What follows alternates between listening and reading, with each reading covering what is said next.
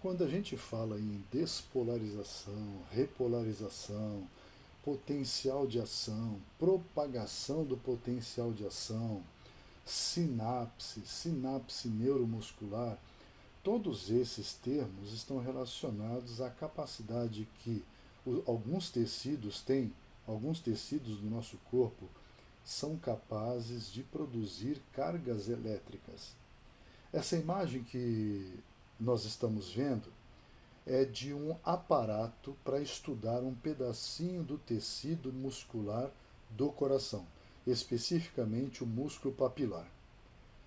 O que nós estamos vendo aqui é um tipo de Becker, seriam dois Beckers, um dentro do outro, e de tal forma que um deles está cheio de líquido que nutre esse pedacinho do coração. O coração está preso por duas argolas, fixo na parte de baixo, mas a parte de cima, a argolinha está presa a um fio que puxa um transdutor que está acima, e esse transdutor, um sensor de força, registra a força que o músculo está fazendo. Esse líquido que está ao redor do tecido é um líquido que tem todas as condições e nutrientes necessários para a sobrevivência, para o funcionamento normal desse tecido muscular.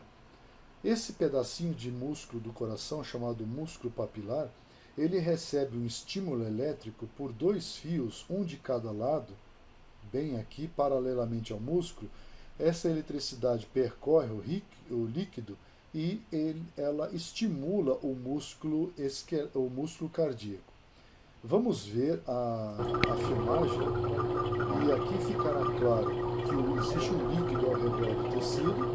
Podemos ver essas bolhas de ar que são liberadas com oxigênio, e esse oxigênio ele fica dissolvido nesse líquido e ele perfunde, ele penetra dentro do músculo para nutrir o músculo com o oxigênio necessário. Além disso, nós estamos vendo que o músculo contrai e relaxa, ele curta e se alonga. Veja só, essa atividade contrátil ela é registrada pelo sensor que fica ligado nesse fio que está preso na argola de cima. Isso daqui é um aparato que é desenvolvido para estudar músculo esquelético, músculo cardíaco, no caso aqui é músculo cardíaco, músculo liso, e esse sistema chama um sistema conhecido por nome de in vitro, ou seja, um tecido é retirado do seu órgão, colocado em um banho, uma temperatura, oxigênio, nutrientes, estimulação adequados, e aí nós registramos o funcionamento desse tecido. Muito bem, vamos agora simular o registro desse aparelho. Aqui acabei de ligar um sistema que simula aquilo que nós vimos acontecer na animação, no vídeo, na filmagem anterior. Cada vez que essa linha sobe é uma contração e quando ela desce é o relaxamento. Sobe, contração, desce, relaxamento. Aqui no caso, a simulação se refere ao músculo esquelético e não ao músculo cardíaco. Contraiu, relaxou. Contraiu, relaxou. Ao mexer o cursor, aqui embaixo aparecem os resultados da tensão, o tempo e também a força. O segundo valor se refere à força desenvolvida pelo músculo. Então, ao levar o cursor até a ponta dessa contração aqui, lá está registrado 60,7 gramas de força. Então, esse músculo esquelético, ele desenvolveu aqui cerca de 58,6 gramas, agora desenvolveu 60,7 e assim por diante. Essa simulação, né, é um músculo virtual, permite que a gente estude os efeitos de algumas drogas. E uma droga que eu vou aplicar é chamada TTX, tetrodotoxina. A tetrodotoxina é uma substância produzida por um peixe, e nós vamos ver já já. Existem várias concentrações. Várias concentrações. Existe a menor concentração, é essa 2 elevado a menos 7, molar, uma concentração muito pequena, a vírgula está a 7 casas à esquerda do número 2, então uma concentração muito baixa, e eu posso aumentar a concentração até a concentração mais alta, de 1 elevado a menos 3, ou seja, uma concentração que é 10.000 vezes maior, talvez 100.000 vezes maior do que a concentração inicial. Vamos começar com uma concentração bem baixa, 2 elevado a menos 7. Eu vou injetar a droga, e ao injetar a droga, observe o que acontece com a força de contração do músculo esquelético. Aqui fica claro que a tetrodotoxina ela tem um efeito inibidor da contração muscular.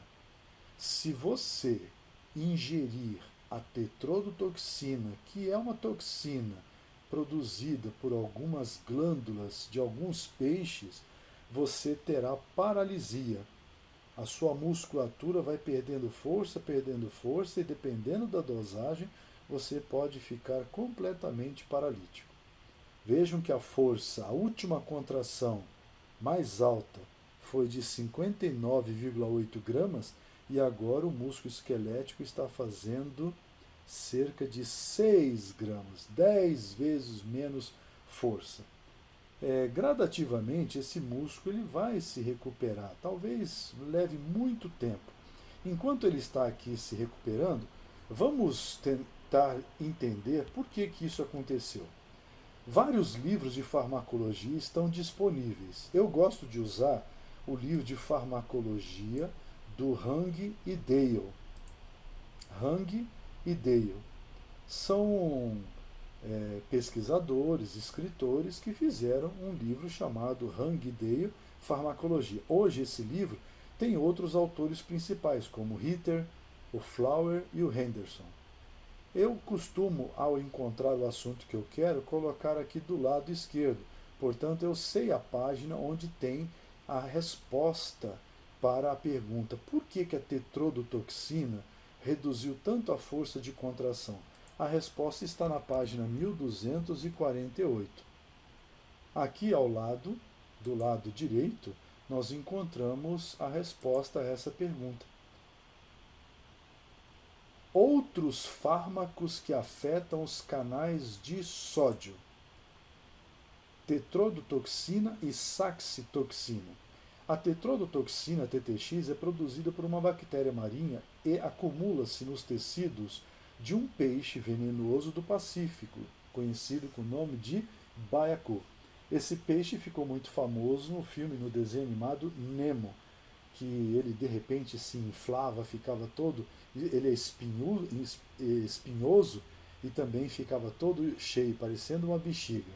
O baiacu é visto no Japão como uma iguaria especial, em parte pela sensação de formigamento que vem depois que se come a carne do peixe.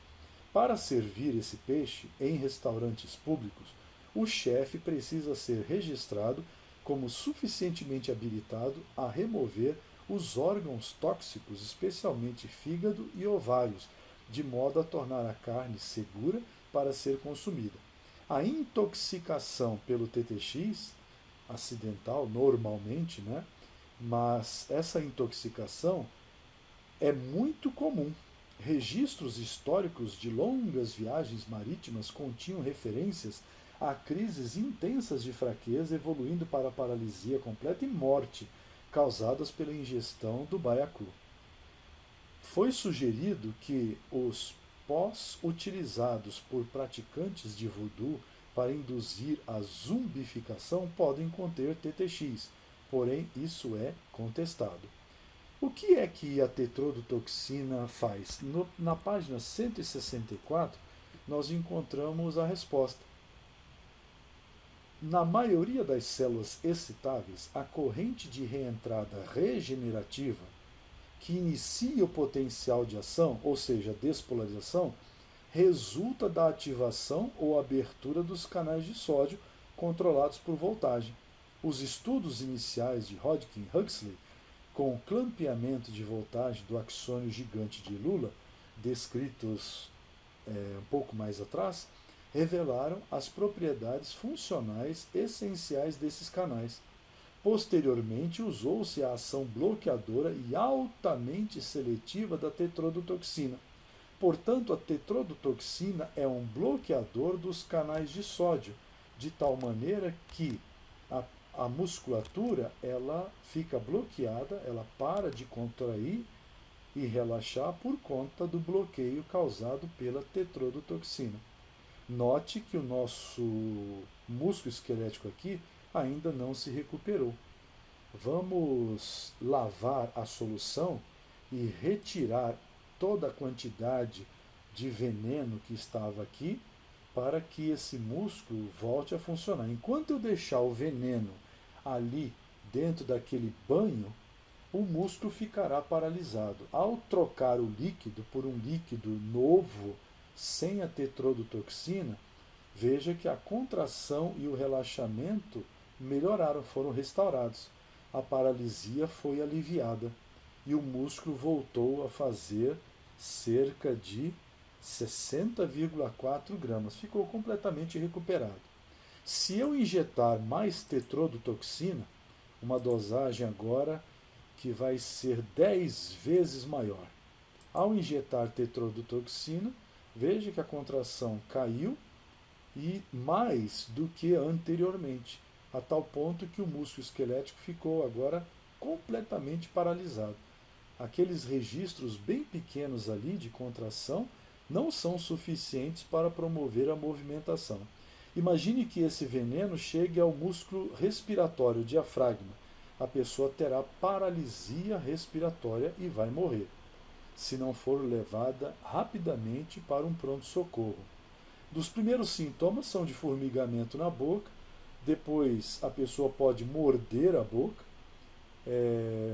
a língua, perdão, também a pessoa pode apresentar uma fala incompreensível, até que a paralisia pode evoluir para a paralisia de alguns músculos faciais e, se atingir a musculatura respiratória, vai causar a morte por parada respiratória. O que precisa, ao chegar no pronto-socorro, o médico ele tentará inibir, bloquear completamente a ação do veneno, ou com droga, ou lavagem, de tal forma a retirar o resto de alimento que tem no estômago, para que a musculatura volte a contrair e relaxar e a pessoa volte a respirar e a se movimentar normalmente. Portanto, a tetrodotoxina causa paralisia por causar um bloqueio dos canais de sódio. Isso vai impedir que o potencial de ação se propague pelo neurônio, vai impedir que o potencial de ação se propague pelo músculo esquelético, e quando o músculo não despolariza, ele não contrai. E se não contrai, ele está paralisado.